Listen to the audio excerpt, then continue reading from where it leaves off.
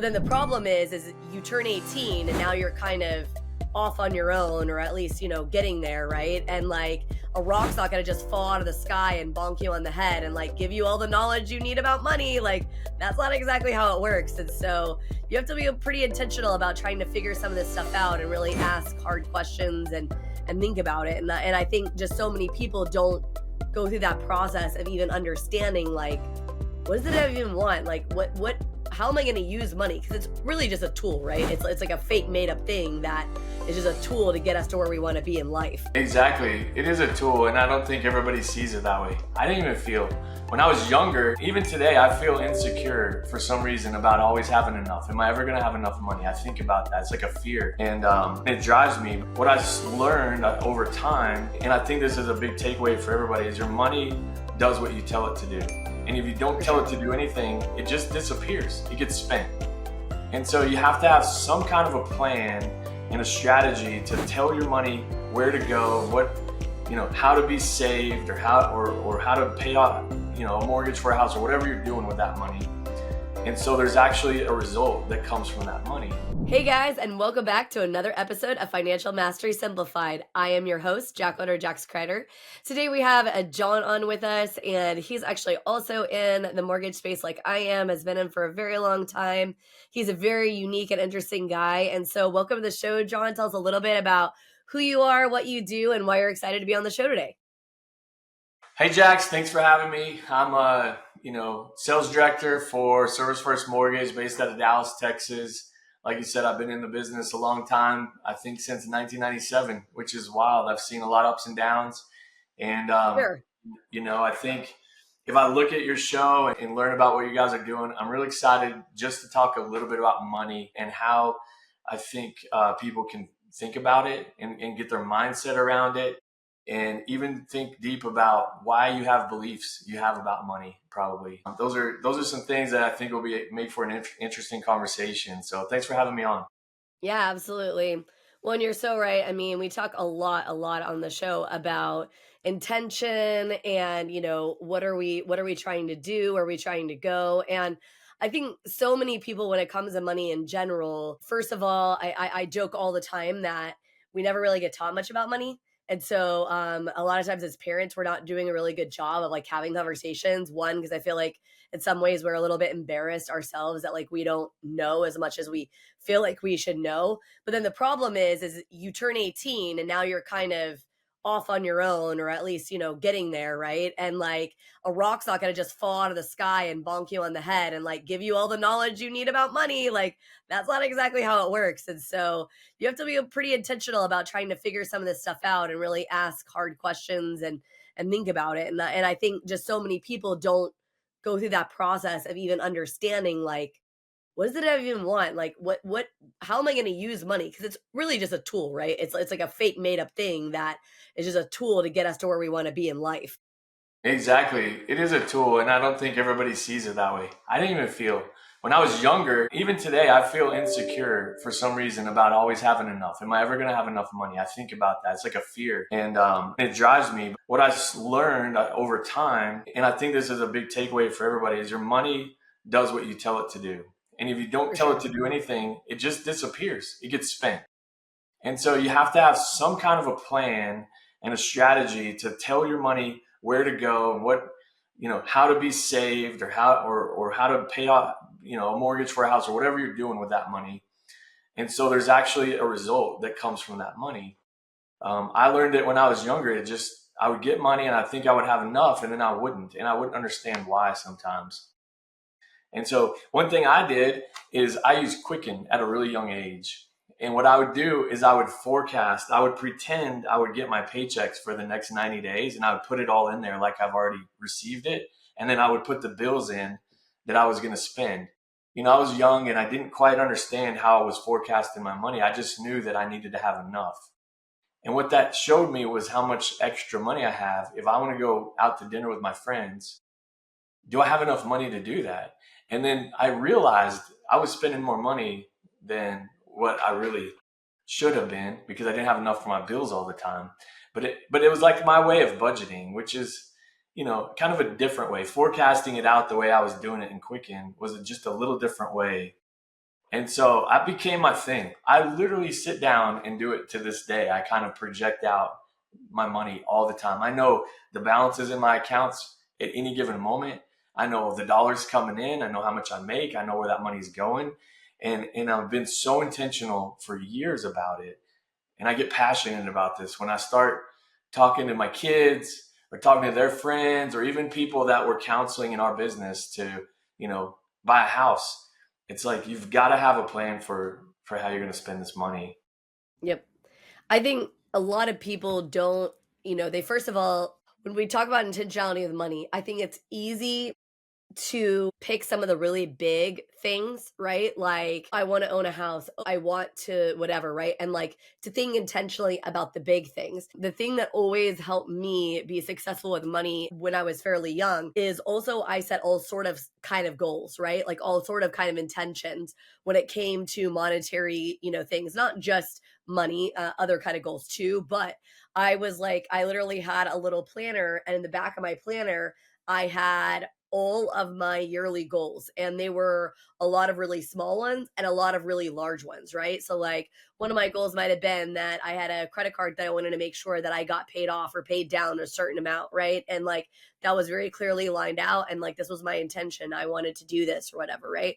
And then I had the really big goals, like some really large sum of money that I wanted to amass into investments or into my savings account or whatever, as well as maybe, buying a house or things like that. And I found that not only creating the big and the small, but then the ability to do those check marks, right? Like, hey, I did this, and checking it off. Because what we don't realize is that actually each and every one of us, you were making the comment that insecurity with money. I think most people are insecure with money, even those of us who really have a very clear understanding of how it works, Right. all the mechanics behind it. However, the reason that we always are going to have like kind of that initial gut like feeling of like insecurity is a scarcity mentality that we're literally all built with. Like it's a survival aspect of what's happening in our brains. And so often we think that that makes us less than. Like, oh, Yes. well, see, I must not be good with it because I have this negative like insecurity surrounding it. So I must not be good. And it's purely not true, right? Like that's literally just, that's just something that you're sort of built with as a human. And so we have to then learn with like tools like what you said, right?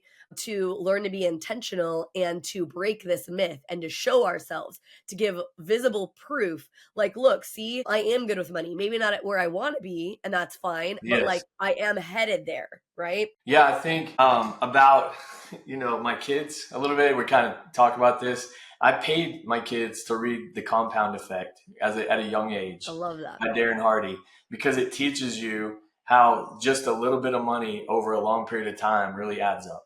And that's a great book. Then we kind of progress, and I've had them read The Psychology of Money. And so you look at that book; it's an amazing book. That's only a few years old, and you start to learn about how and why money works and how you can use it to your benefit. It's a great another resource. But then now today we have social media, and it puts a lot of pressure. If you want to judge yourself against other people's, you know, images that they put out there, I would challenge you to go read The Millionaire Next Door because it's an anti-social media. The Millionaire Next Door talks about the neighbor that doesn't live in the fancy house. That's the millionaire, and you wouldn't even know it.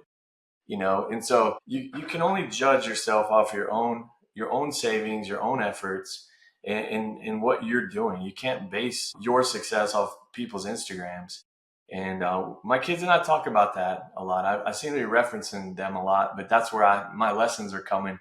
As much as in our business we talk to our customers all the time, and it's still there, you can get real personal with your kids. So that's probably why I keep going back to them. And we talk about it. You see a fancy car. Oh, that's $1 million car. It's a $300,000 car. Oh, they must have this money. You don't know. Being I in would our say not business, always. being in our business, that's the one thing. We pull the curtain back, and you get to see how people spend their money. And a lot of people live a lavish lifestyle, but they literally are a paycheck away from being broke a lot of times. Well, for sure. And so you've got to figure out what's the right lifestyle and balance, and how do you want to spend your money that's going to work for you. Everybody's a little bit different, but it's also never enough. I remember thinking, if I just had $10,000 in my savings account, I would feel Yeah, I'd be great. good. and then that number always is a moving number, no matter how much you have. And so you got to get your head around it and not judge your whole life success off of your bank account. Also, I know I've had to be at some funerals, and I know there's not a single funeral I've been at or any tombstone I've read that talks about the amount of money that person had. For And sure. so when you really get centered on what's the most important thing in life, money is the tool to have all those experiences that people remember when you're not here anymore. I don't know what it's Well, bringing out. That's a lot of stuff we just said to bring it in full circle, probably. no, no, for sure. Well, and I mean, I talk a lot. A lot of the people that I talk to, they are women, and a lot of women specifically, they're very much judging themselves against, that social media kind of aspect, and a lot of people are very successful monetarily, right? Like from the face, but they're behind the scenes struggling and feeling like, oh my gosh, and it's so funny when I was struggling to understand, why mortgage was so scary to people, right? Like I went through this phase where I just didn't understand this concept. And I think it's because I'm a very transparent person. So for me, I'm like, look, if they're gonna judge me, they're gonna judge me. And it just kind of is what it is. And so I don't really have a problem like pulling back the curtain and just like Yeah. showing like it is what it is, like here it is, right? But I never really thought about how much that is the case with us, right? I mean, the reason that people don't want to have conversations so often with mortgage people is because we feel so scary, right? That we are going to see, like you said, we're going Yeah. to see, is it really on paper what they've been projecting to the world, or even potentially better, or is it the opposite? They're keeping up with the Joneses or making it look like everything is beautiful and peachy and fabulous, and then on the back end it's not really what it needs to be or what it should be, right? And for me, I feel like a lot of people, unfortunately, are doing a lot of the things that are driving them on the outside because of some of this societal pressure, right? Yes. They feel like, oh, I need to drive the big fancy car. Why? Like, you know what I mean? Like, I'm not saying there's anything wrong with a big fancy car. I mean, trust me, at one point in time, we owned a Porsche Panamera Turbo, right? Like over $100,000 car, like a very expensive, very nice car. I like nice cars. There's nothing inherently wrong with them. But at some point in time, that's not necessarily always going to be the driver, right? Like when we reach a different phase of our lives and we had the child we never thought we were going to have, the big expensive Porsche didn't really seem so amazing anymore, It right? didn't Like it matter didn't seem anymore. to be really very, very, very, very important. And so I think that so oftentimes we are pushing on societal pressures. We are feeling the need to keep up with the Joneses. You and I were talking briefly about one of the things that I'm most passionate about, which is so many people right now are going into mountains of debt over going to school, and they have no idea why they're even going to school, what they want to do with school, how it looks. And I'm like, why are you doing that? Like, I'm not saying there's anything wrong with education. There's not. There's nothing wrong with education. But if you have no idea, like, what you want to do, how you want to use it, how that's going to further your life and your career, I'm like, what was the point? Yep. I agree with you. I saw a headline today on Google that just said Microsoft is doing free classes and giving certifications that recruiters value. And it kind of, I just remembered that headline. I didn't even read the article, but I believe it. There is a lot of opportunity out there right now for people, and you don't have to have a degree. Look at our business. I mean, I interview people all the time. I don't care if they have a degree. I care if they have mortgage experience, is what I care in our industry. Oh, sure, it's nice, and I understand if you're young and you've graduated, there's a value to that, but it's not that important. It doesn't mean you're going to be successful. It's not the true indicator. I have two kids. One is 25 and one is 20, almost 22. One of them is a ski instructor. He's going back to Switzerland this year in France for a whole different career path.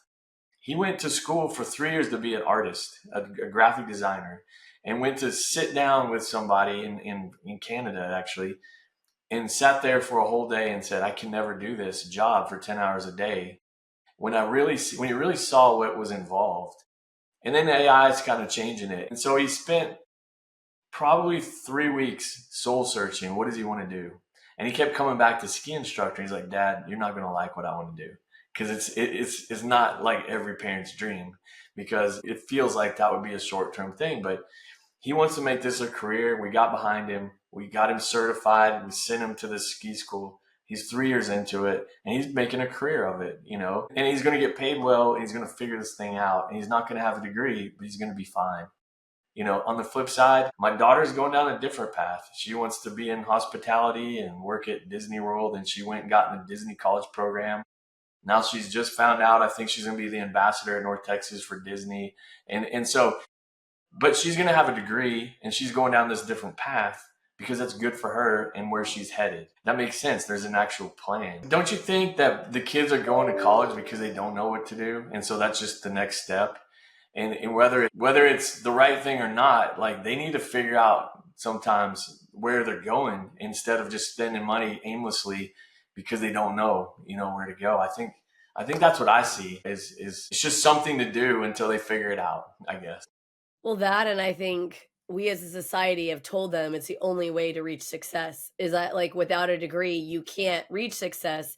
And to your point, I mean, we have tons of people in our industry that are making multiple six figures who may not even have a real high school education. Like they may have a GED and it doesn't Yeah. really matter, right? Like that's not the indicating. The lagging indicator is not like, oh well, they went to school and so like they're going to be successful in mortgage land. Like that has nothing to do with it, right? And so it's crazy to me how much this narrative is getting pushed, considering the amount of content and education that is now available via the internet, be it either certifications or different kind of educational books, right? Like different Yeah. kinds of courses that you can purchase, and they give you like a really good understanding of exactly how to do this specific thing or whatever. And so it's very crazy to me that we have so much push this way. So there's an organization here in the Dallas area. It's called Foundation for Choice. And basically what it is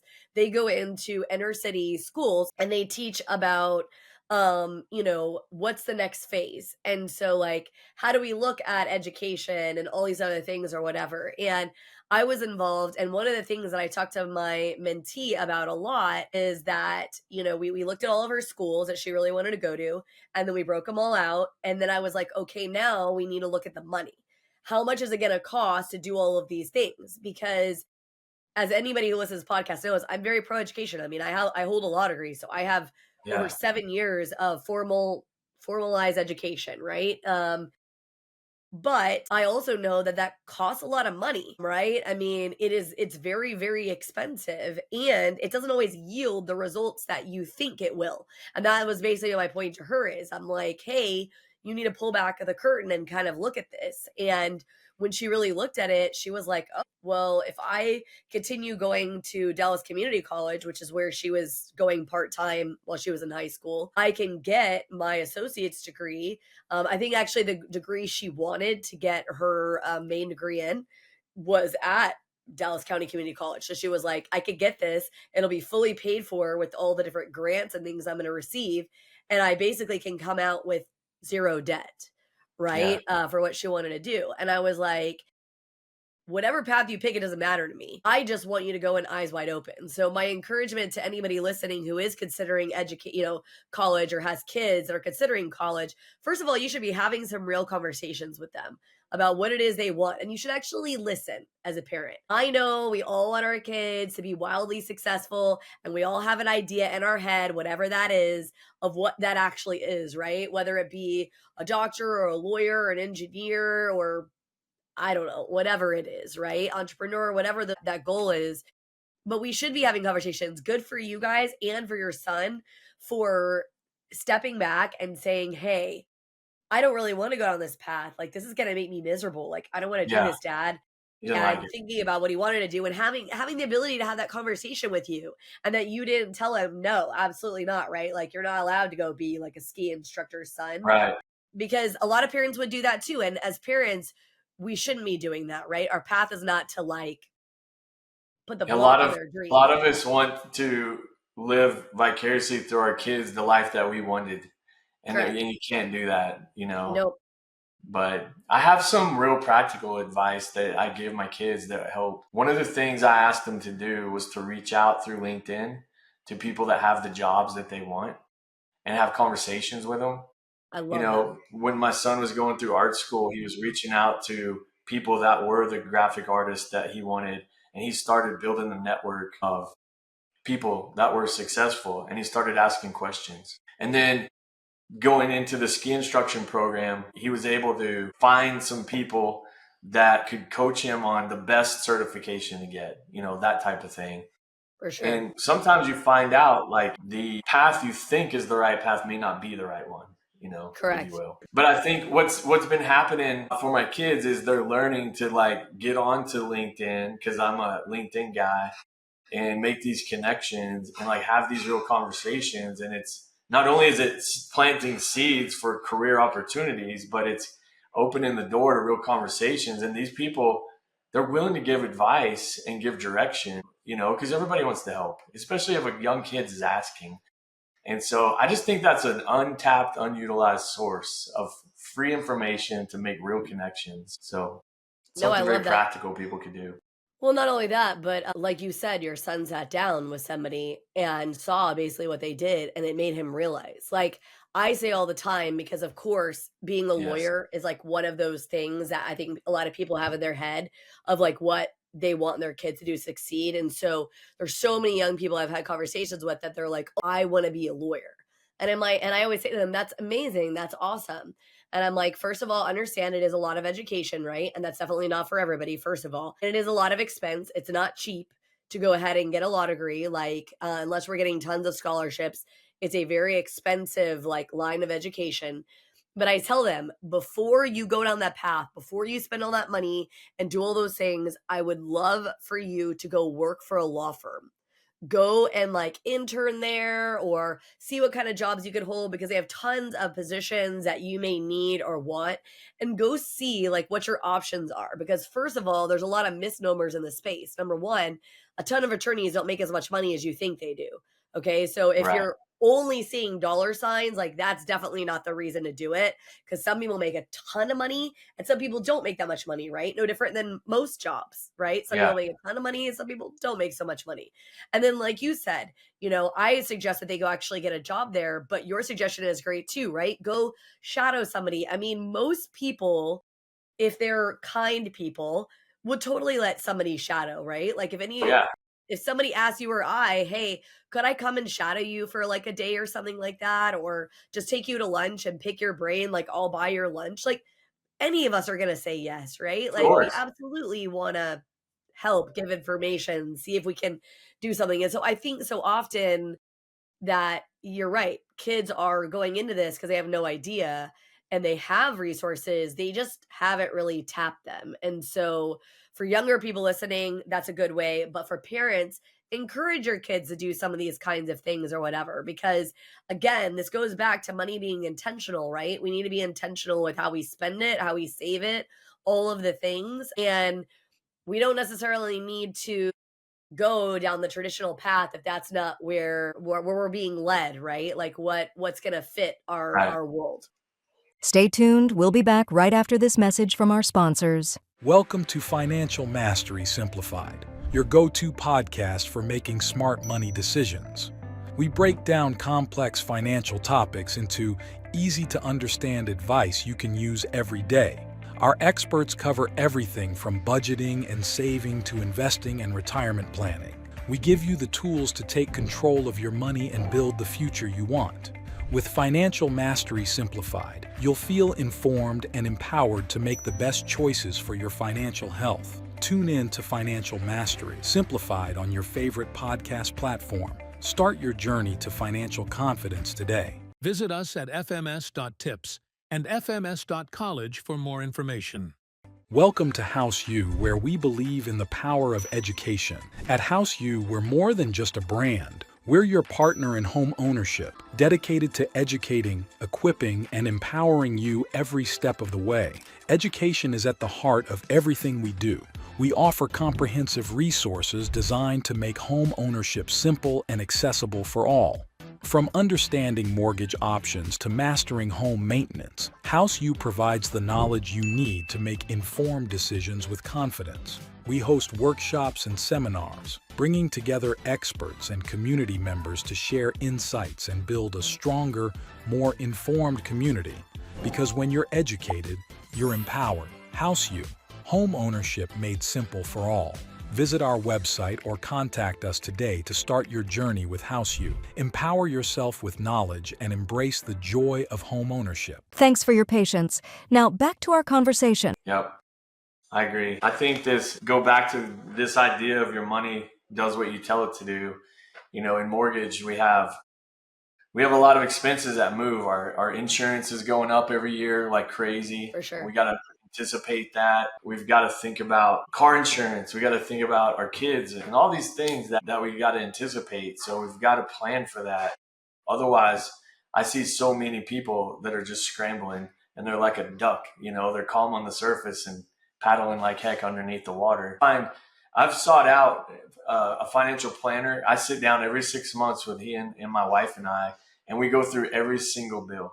How much is your electric bill running? How much is this? And it just holds you accountable to know your numbers and also make sure that the plan that you're aiming at in your life is on track, or you need to make some adjustments to go at that. And I wanted that accountability, that high accountability for that. And that's kind of what this financial planner does. And I'm kind of trying to instill that in my kids. It's hard because they don't make a lot of money yet. So it's hard to plan. We don't have much money.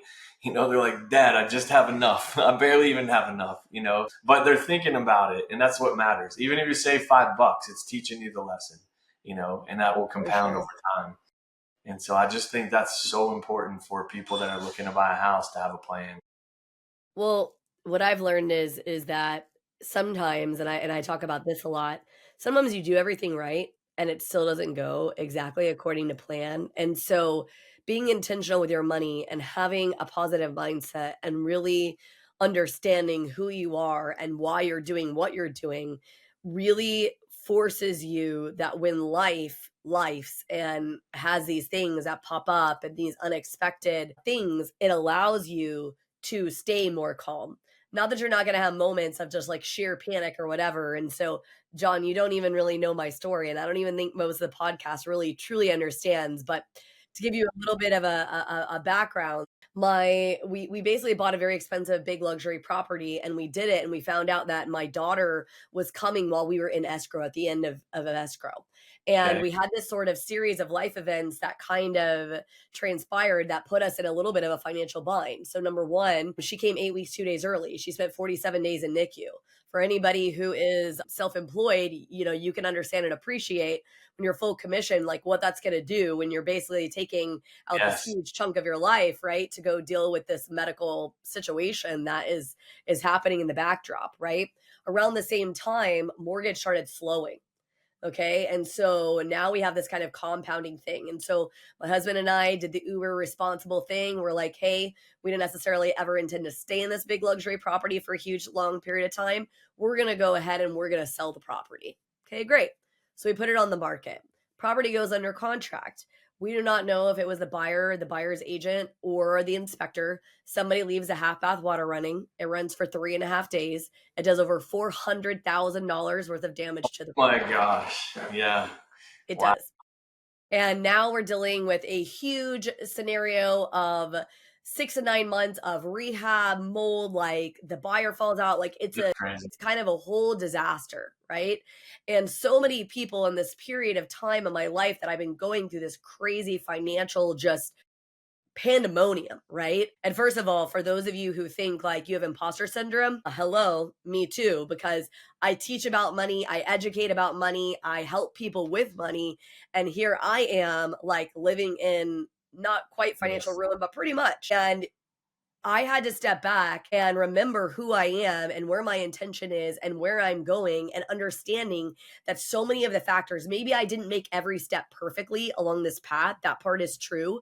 But I made very intentional steps, right? And there's a lot of unknown and factors that I could not control. And so I mind a couple of, moments where it's like bathroom floor moments where you're just on the floor sobbing because life just seems like it's hit you upside the head.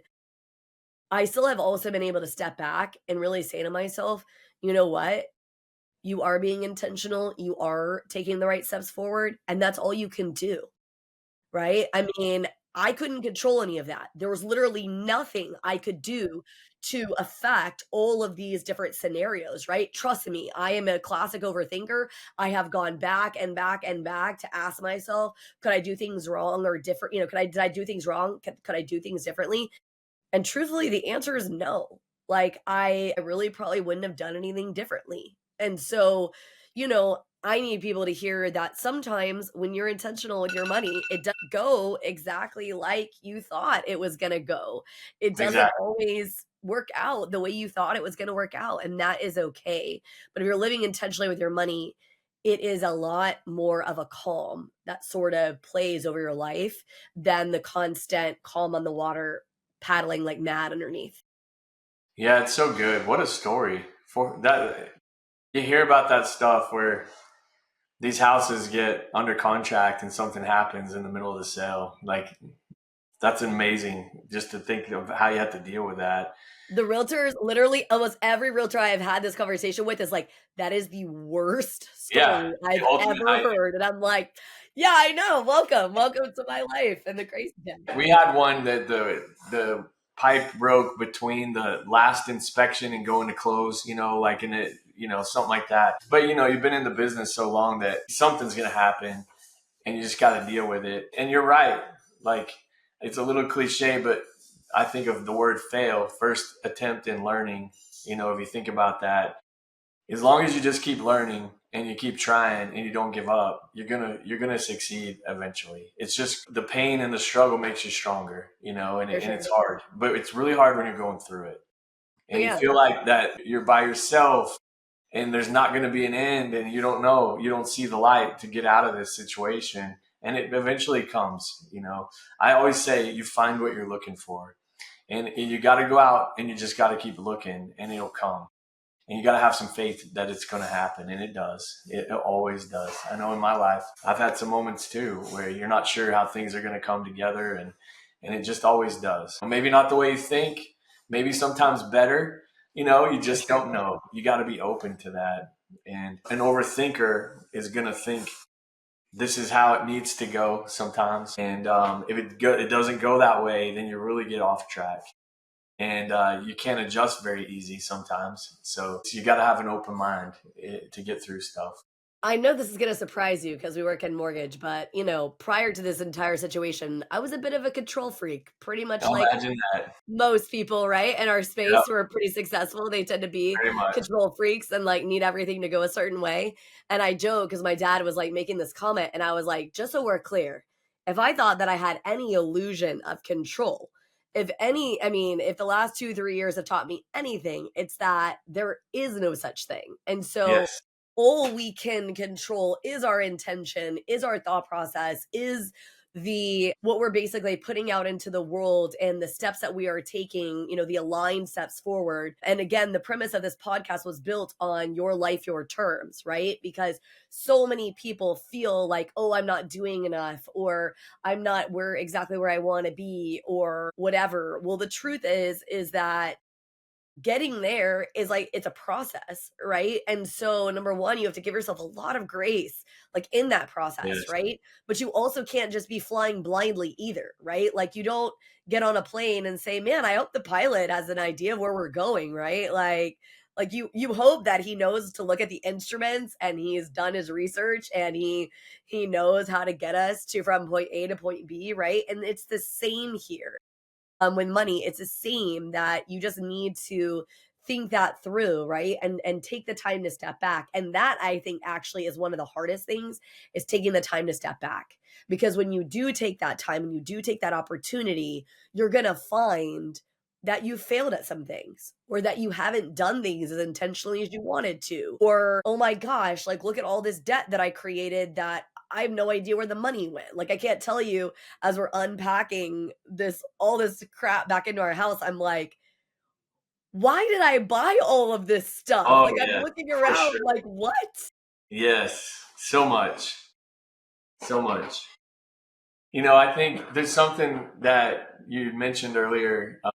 maybe before we started about how you want to counsel people on their mortgage and be careful of, getting too much debt.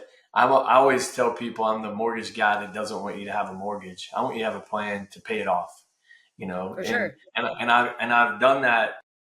It took me a while. I did it in my life and figured out how to do that, and then figured out a plan how to spend that money in a different way. I would tell you one of the things was it wasn't that eventful. I paid off my house and I was like, it doesn't feel that exciting. I don't know how, I know it sounds like a big thing in my life, but I don't know, it wasn't as exciting. It's great. It's a goal I want a lot of people to have. When you're buying that house, it's so emotional in that moment. And sometimes you get caught up in it of the vision of what it's going to be like in this new house or whatever that's driving that emotion. But you got to stop and think, what is the bigger goal? Like, where am I going to be 5, 10, 15, 20 years from now? Where am I trying to pay this off, or am I trying to just pay my bills? And that's where our job can really, if people allow us to help them walk through that, which not everybody does, but when you can, man, you can make an impact. And that's when you feel like you're doing something in our job, like you make a difference. Yeah, I love that. Well, and it is so true.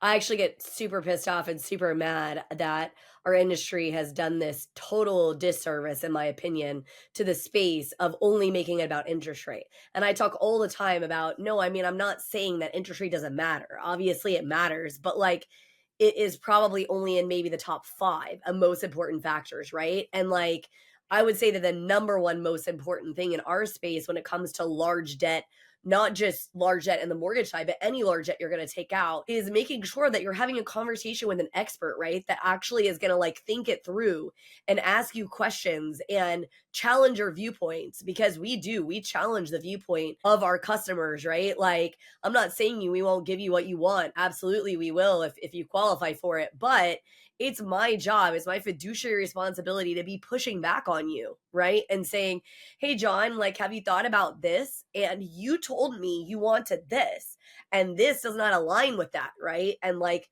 this would probably align better with you, right? And like having these kind of conversations. And so it upsets me that, some big players in our space have spent billions of dollars in advertisement to just convince our entire society that interest rate is the only governing factor when it comes to a mortgage. And in my opinion, it's purely not true, right? It's definitely one of the bigger factors for sure, but I think it's because they don't really care about alignment or about what you want for your financial goals or your financial future. They care about making sure that you take out the loan and that they make maximum dollar, right? And that they are getting what they need in the space, as opposed to true advisors, right? In any space, mortgage or otherwise. They care about what it is your end game. Like, what is your intention? What are you looking for? How do you want to live your life, so that we can make sure to align what's happening on the back end with that goal. Yep, that you're one that believes in education, and that's so important. Our industry is turning more and more into just a fulfillment industry. You just go online and you get a rate, and that people need to educate themselves, I guess. But there's a lot of us out there that still believe that we make a difference through this education. So keep preaching it. It's great. It's important. Well, I literally, and I don't know if you can see it behind me, but I actually wrote a whole entire book on it called Mortgage 101, The Secret Sauce to Home Buying. Secret There you go. sauce being because peanut butter, PBJ mortgage, making mortgage simple. Simple is a peanut butter and jelly sandwich. So there's like the pouring peanut butter on the house. And the whole objective was we saved so many deals over the course of time. And a lot of times we had to save them because people just didn't understand up front. They didn't ask Yep. enough questions. They didn't understand where people are at. And it really upset me. And I was like, look, if they don't want to use me for the mortgage, like, that's fine, right? Like, I'm not going to force them to say, oh, you have to use us. But what I am going to say is, look, please, please, please at least have an understanding of like what the big rock should look like, so that if for some reason those things are not happening, you could like raise your hand and be like, wait a minute, I'm pretty sure this is supposed to be happening and it's not happening. Like, why is it not happening as far as that goes? Man, I have absolutely loved this conversation. It's been so inspiring for me, just because I do think it is so important. And I love that you're living that out, right? That you're another person in my space who not only believes in education, but is actually living it out, right? Like, you're helping your kids with that. You're you're helping them align their own future. And as parents, I mean, there's no bigger or better aim than that, right? Helping our kids walk down that same aligned, intentional path. And so tell the viewers, how they may be able to find you if they want to look you up. I'm assuming LinkedIn, since you're a LinkedIn guy, Yeah, that you I can look love this, they can LinkedIn. find you. It's kind of my favorite spot. But yeah, my handle, I guess, is the John Donnelly on LinkedIn. You can get right to me. My role is to lead sales at Service First Mortgage. If you want to find out more about how we structure, our loan officers, our branches, that type of thing, I'd love to visit with you. If you want to ask questions about any of the tools or books or anything that we mentioned today, I'd love to talk to you about that too. So I'm passionate about just helping people and giving back. And, I even kind of meet with some of my friends' kids and that type of thing, because it's just when you find people that need that information, you want to give it to them so they can have a better life. I think our job as a parent is to make our ceiling our kids' floor in life and go from there. So that's kind of my mantra of what my goal is. I love that. Well, again, thank you so much or whatever. And if you do need some free resources about looking to purchase a house or, oh gosh, so many different financial resources, you can always find those in our bio. Our aim here at Financial Mastery Simplified is simply to allow you to succeed your life, your terms, right? Especially from the financial aspect. And so thank you so much again, John, for being here today. And I hope this episode of Financial Mastery Simplified was helpful. We look forward to seeing you again on the next episode of Financial Mastery Simplified.